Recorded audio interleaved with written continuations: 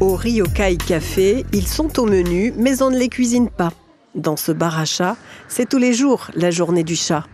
Ici, les clients viennent câliner les félins en consommant des spécialités japonaises. Évidemment, les chats sont interdits en cuisine, mais tout est vitré. Ils peuvent regarder ce qu'il s'y passe et jouer au facteur avec les commandes. C'est vraiment quelque chose qui nous met directement de bonne humeur. Et le soir, après une grosse journée de travail, avoir un chat qui vient se frotter à nous, c'est quelque chose qui détend beaucoup. Donc au début, on a commencé avec un chat, puis 2, puis 3, et actuellement, il y en a 10 du coup. Et c'est vraiment très chouette, et je suis totalement du côté pour dire que c'est presque une thérapie. Ils viennent vraiment au moment où on a besoin d'eux, je trouve, les chats. Un moment où voilà, on a un coup dur, où souvent c'est là qu'ils vont être le plus réconfortants. Au sous-sol, les chats ont leur espace, leur commodité, loin des cuisines et pour l'hygiène. Leurs croquettes aussi, pour éviter de mendier auprès des clients. C'est par là qu'ils montent au café et ils peuvent descendre ici à tout moment pour manger, aller à la litière, se reposer ou tout simplement se mettre un peu à l'écart quand ils n'ont pas envie de voir du monde. On a Nori qui descend. Bonjour Nori. Et là, ils veulent des croquettes, je crois, les plus petits.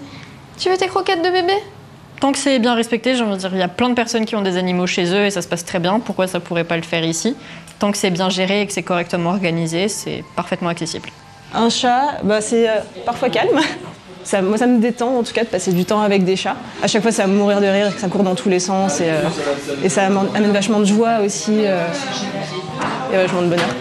Certains clients craquent. Après 3 ou 4 passages, tombent sous le charme d'une frimousse et l'adoptent.